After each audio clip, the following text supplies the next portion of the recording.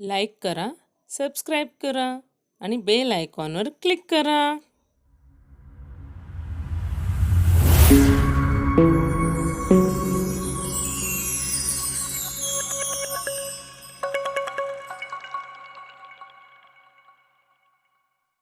नमस्कार, मी अरुंधती बबन फल्ले. बालमित्रांनो, बुद्धिमत्ता व्हिडिओ मालिकेतील आजचा घटक आहे वर्गीकरण. वर्गीकरण या उपघटकातील शब्दसंग्रह या घटकावर आधारित प्रश्न कसे असतात ते आपण पाहणार आहोत. मुलांनो, हा व्हिडिओ शेवटपर्यंत पहा. प्रत्येक प्रश्न समजून घ्या आणि अशा प्रकारचे प्रश्न सोडवण्याचा तुम्ही सराव करा. सरावाने आपला वेग वाढतो सोडवण्याचा, म्हणून सराव हा फार महत्त्वाचा आहे. चला तर मग. मुलांनो, मागच्या काही व्हिडिओमध्ये आपण पाहिलं आकलन या घटकावर आपण 3 व्हिडिओ बनवले होते आणि त्यामध्ये आकलन घटकावर आधारित प्रश्न कसे असतात ते समजून सांगितलं होतं. आता या व्हिडिओमध्ये आपण वर्गीकरण, आपला बुद्धिमत्तेतला दुसरा घटक आहे वर्गीकरण. तर वर्गीकरणमध्ये कशा प्रकारचे प्रश्न असतात हे आपण पाहणार आहोत. पण त्याआधी वर्गीकरण म्हणजे काय हे आपल्याला आधी समजायला हवं. वर्गीकरण म्हणजे वेगवेगळे करणे. काही वस्तू आपल्याला दिलेल्या असतात, काही शब्द दिलेले असतात, त्याचं आपल्याला वर्गीकरण करायचं. म्हणजे हे या गटात आहेत, ते त्या गटात आहेत, अशा पद्धतीने त्याचे गट बनवायचे असतात. पहा, यामध्ये आपण आपल्या अवतीभोवती खूप वस्तू पाहतो, घटना पाहतो. तर या घटनांमध्ये किंवा या वस्तूंमध्ये आपल्याला कोणत्या तरी बाबतीत साम्य आढळतं. साम्य म्हणजे सारखेपणा आढळतो. तर सारखेपणाच्या आधारावर त्या वस्तूंचा एक गट तयार होतो आणि वेगळी असणारी वस्तू अलग राहते, वेगळीच राहते. म्हणजे या घटकामध्ये आपल्याला 4 पर्याय दिलेले असतात आणि 4 पर्यायांपैकी 3 पर्याय जे असतात ते 3 पर्यायांमध्ये साम्य असतं, सारखेपणा असतो. 3 पर्यायांचे जे शब्द दिलेले असतात किंवा आकृत्या दिलेल्या असतात किंवा संख्या दिलेल्या असतात, तर त्या 3 पर्यायांमध्ये एकसारखेपणा असतो. काहीतरी संबंध, गुणधर्म, स्वभाव सारखा असतो आणि एका पर्यायाचा मात्र पूर्णपणे वेगळा असतो. मग हा जो वेगळा पर्याय आहे हा आपल्याला या घटकामध्ये शोधायचा असतो. या प्रकारचे जे प्रश्न असतात त्यामध्ये हा आपल्याला वेगळा असणारा शब्द शोधायचा असतो. आता वर्गीकरण या घटकामध्ये आपल्याला 3 उपघटकांचा अभ्यास करायचा आहे. तर वर्गीकरणामध्ये शब्दसंग्रह यावर सुद्धा प्रश्न असतात, आकृत्यांवर प्रश्न असतात आणि संख्यांवर आधारित प्रश्न सुद्धा असतात. तर आता या भागामध्ये आपण शब्दसंग्रह या घटकावर, या उपघटकावर प्रश्न कसे असतात हे समजून घेणार आहोत. शब्दसंग्रहामध्ये आपल्याला 4 शब्द दिलेले असतात आणि शब्दांच्या अनुषंगाने, शब्दांच्या अर्थानुसार त्याचे स्वभाव, गुण लक्षात घेऊन त्यामध्ये जे साम्य आहे, 4 शब्दांमध्ये 3 शब्द हे सारख्या गुणधर्माचे असतात.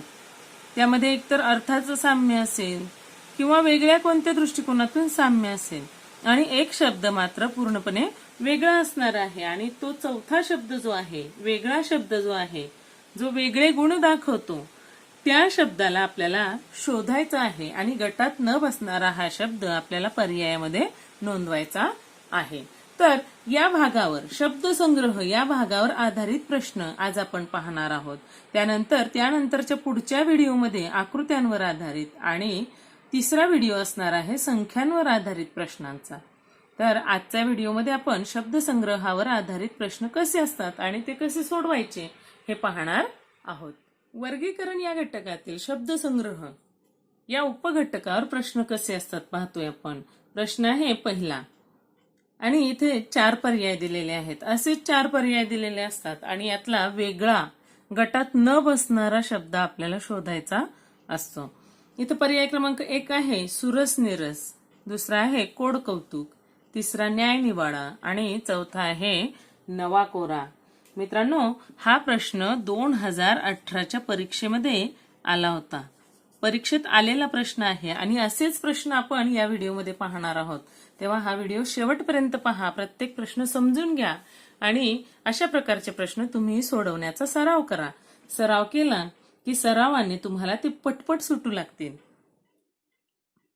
तर आता या 4 पर्यायांचं जर आपण निरीक्षण केलं तर हे 3 पर्याय जे आहेत पहा, कोड कौतुक, न्याय निवाडा, नवा कोरा, हे 3ही पर्याय जोडशब्द आहेत. जोडशब्द आहेत हे 3ही.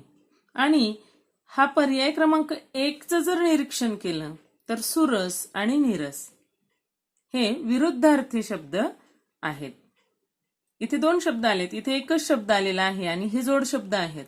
पण हा मात्र विरुद्धार्थी शब्द आहे, म्हणून आपल्या प्रश्नाचं उत्तर येणार आहे सुरस नीरस हा पर्याय आपण निवडायचा आहे आणि याचाच गोल रंगवायचा आहे. प्रश्न दुसरा. इथे आपल्याला 4 पर्याय दिलेले आहेत. मे महिना, एप्रिल, सप्टेंबर, नोव्हेंबर या सर्व महिन्यांचं जर निरीक्षण केलं तर हे ग्रेगरियन वर्षातले महिने आहेत. एकही महिना भारतीय सौर वर्षातला नाही, म्हणजे मराठी महिन्यातला नाही. हे सगळे इंग्रजी महिने आहेत. मग आता यात काय निकष असेल, आपल्याला प्रश्न पडतो. मग इथे आपल्याला ह्या महिन्यांचे दिवस माहिती असायला हवेत. वर्षात एक महिना 30 दिवसांचा असतो, एक 31चा असतो. त्याचा महिना किती दिवसांचा आहे हे शोधण्याची एक आयडिया आहे. पहा, तुम्हाला सांगते. आपली मूठ अशी वळून घ्यायची आणि इथे उंचवटे दिसतात आणि इथे 2 उंचवट्यांच्या मध्ये खड्डा दिसतो. तर खड्ड्यात गेलं की 30 दिवस, उंचवट्यावर आलं की 31 दिवस. अशा पद्धतीने मोजायचं. जानेवारी, फेब्रुवारी. जानेवारी वरती आलेला आहे म्हणजे याचे 31 दिवस. हा खड्ड्यात गेला म्हणजे 30 दिवस. पण फेब्रुवारीमध्ये 28 किंवा 29 दिवस असतात, म्हणजे फेब्रुवारी 28 किंवा 29 दिवसाचा धरायचा. मार्च पुन्हा उंचवट्यावर आला, 31 दिवस. एप्रिल खाली गेला, 30 दिवस. मे उंचवट्यावर आला, 31 दिवस. जून खड्ड्यात गेला, 30 दिवस. जुलै उंचवट्यावर आला, 31 दिवस. ऑगस्ट पुन्हा उंचवट्यावर आलेला आहे. सप्टेंबर, पहा इथे तुमच्या लगेच लक्षात येईल की एप्रिलला आपल्याला 30 दिवस सापडले, मेला 31 दिवस, सप्टेंबरला पुन्हा 30 दिवस सापडले. ऑगस्ट, सप्टेंबर, ऑक्टोबर पुन्हा उंचवट्यावर आला. नोव्हेंबर पुन्हा खाली खलग्यात गेलेला आहे, म्हणजे नोव्हेंबरला 30 दिवस आले. आणि डिसेंबर पुन्हा उंचवट्यावर आला म्हणजे 31 दिवस. मग आता जर निरीक्षण केलं तर आपल्याला यातला वेगळा लगेच सापडेल. कोणता येईल वेगळा? तर मे महिना वेगळा येणार आहे, कारण या सप्टेंबर, एप्रिल, नोव्हेंबर ह्या 3ही महिन्यांमध्ये 30-30 दिवस असतात, मात्र मे मध्ये 31 दिवस असतात. म्हणजे आपल्या पर्यायाचं उत्तर येणार आहे मे. पर्याय क्रमांक 1 आपल्याला रंगवायचा आहे. प्रश्न तिसरा. पुन्हा आपल्याला इथे 4 पर्याय दिलेले आहेत. 4ही पर्याय व्यवस्थित वाचून घ्यायचे. त्याच्यामध्ये काय संबंध आहे, समान संबंध, 3 पर्यायातला समान संबंध शोधायचा आणि मग चौथा पर्याय आपल्याला वेगळा काढायचा आहे. पहिला पर्याय आहे स्वातंत्र्य दिन, दुसरा आहे प्रजासत्ताक दिन, तिसरा आहे गुढीपाडवा आणि चौथा आहे गांधी जयंती.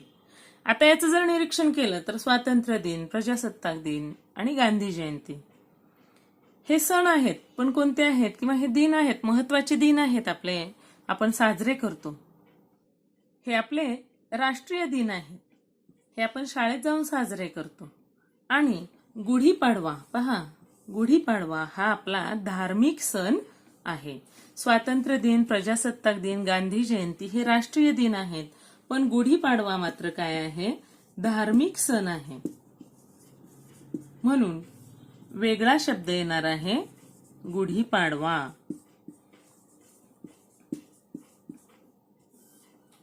म्हणून पर्याय क्रमांक 3 आपण रंगवायचा आहे. प्रश्न चौथा. पर्याय क्रमांक 1 आहे गुजराती, दुसरा पंजाबी, तिसरा तमिळ आणि चौथा मालवणी. आता यांचं जर निरीक्षण केलं पर्यायांचं तर ह्या सगळ्या भाषा आहेत. मग यातून वेगळी कोणती निवडायची? तर पुन्हा एकदा व्यवस्थित निरीक्षण करायचं. गुजराती ही गुजरातची राज्यभाषा आहे. तसंच पंजाबी ही सुद्धा पंजाबची राज्यभाषा आहे. तमिळ ही तामिळनाडूकडची राज्यभाषा आहे. पण मालवणी ही राज्यभाषा नाही. मालवणी ही आपल्या महाराष्ट्रातलीच आहे. एका विशिष्ट भागात बोलली जाणारी बोलीभाषा आहे. महाराष्ट्राची राज्यभाषा आहे मराठी. पण इथं मालवणी दिली आहे. ही राज्यभाषा नसून ही कोणती आहे तर बोलीभाषा आहे. म्हणून वेगळी भाषा कोणती येईल, मग वेगळा शब्द कोणता येईल तर मालवणी येईल. कारण ह्या सगळ्या राज्यभाषा आहेत आणि ही बोलीभाषा आहे. म्हणून मालवणी हा पर्याय आपण नोंदवायचा आहे. प्रश्न 5वा. पर्याय क्रमांक 1 आहे बटाटे, मुळा, गाजर, रताळे. आता आपण जर यांचं निरीक्षण केलं तर बटाटे सुद्धा जमिनीखाली उगवतात, मुळा सुद्धा जमिनीखालीच येतो, गाजर सुद्धा जमिनीखाली आणि रताळे सुद्धा जमिनीखाली. मग आता कोणतं निवडायचं? पहा, हा प्रश्न 2017च्या परीक्षेमध्ये आला होता. व्यवस्थित लक्ष देऊन पहा. परीक्षेमध्ये येऊन गेलेला आहे. असे प्रश्न परीक्षेमध्ये हमखास येतात. कोणत्या वर्गामध्ये येतात हे पाहायचं. आता मुळा, गाजर आणि रताळे हे मूळ या गटामध्ये येतात. वनस्पतीची जी मुळं असतात, मुळांच्या गटामध्ये मुळा, गाजर, रताळे येतात. पण बटाटे हे मूळ नसून खोड आहे. बटाटे हे खोड आहे आणि ही सगळी मुळं आहेत. म्हणजे हा एक गट तयार झाला 3 शब्दांचा आणि हा पर्याय वेगळा आहे. म्हणून आपलं उत्तर बटाटे येणार आहे. प्रश्न 6वा. पर्याय दिलेले आहेत भूकंप, सुनामी, पूर आणि अपघात. आता भूकंप हे सगळी संकट आहेत. पहा, मानवावर येणारी संकट आहेत. पण त्यातले भूकंप पहा, भूकंप हा कोणीही घडवून आणत नाही, नैसर्गिकरित्या तो होतो आपोआप. त्यानंतर सुनामी म्हणजे समुद्रात निर्माण होतात सुनामीच्या लाटा. तर हे सुद्धा नैसर्गिक आहे. खूप पाऊस पडला की पूर येतो, म्हणजे हे सुद्धा नैसर्गिक आहे. भूकंप, सुनामी आणि पूर ह्या नैसर्गिक दुर्घटना आहेत, नैसर्गिक आपत्ती आहेत. पण अपघात हे निसर्गात घडत नाही, तर माणसाच्या दुर्लक्षामुळे किंवा माणसाने केलेल्या चुकांमुळे अपघात घडतात. म्हणजे हा पर्याय आपलं उत्तर येणार आहे. हा वेगळा शब्द आहे. हे सगळे नैसर्गिक आहेत, निसर्गात आपोआप घडणाऱ्या घटना आहेत किंवा नैसर्गिक आपत्ती म्हणता येईल याला. पण ही आपत्ती किंवा हे संकट जे आहे ते निसर्गात आपोआप घडत नाही. म्हणजे हा पर्याय वेगळा आहे. प्रश्न 7वा. इसवी सन 2016, इसवी सन 2010, इसवी सन 2004 आणि इसवी सन 1992 4 पर्याय वर्षांचे दिलेले आहेत. असा वर्षांचा पर्याय येतो तेव्हा आपल्या डोक्यात लगेच क्लिक झालं पाहिजे की इथे 4ही वर्ष दिलेली आहेत, साल दिलेलं आहे. मग सालावर प्रश्न काय येऊ शकतो तर लीप वर्ष. मग यातलं लीप वर्ष कोणतं आहे किंवा कोणतं नाही. एकतर 3 पर्याय लीप वर्ष नसणारे असतील आणि 1 लीप वर्षाचा असेल, किंवा 3 पर्याय लीप वर्षाचे असतील आणि 1 लीप वर्षाचा नसेल. मग आपल्याला लीप वर्ष कसं ओळखायचं हे माहिती आहे. लीप वर्ष कसं ओळखायचं तर ज्या सालाला 4ने निशेष भाग जातो, 4ची कसोटी आपण शिकलेलो आहोत, 4ने निशेष भाग जातो ते साल लीप वर्ष आहे. आणि ज्याला 4ने निशेष भाग जाणार नाही ते लीप वर्ष नाही.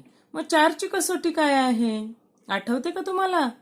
पहा, 4ची कसोटी आहे दशक आणि एकक.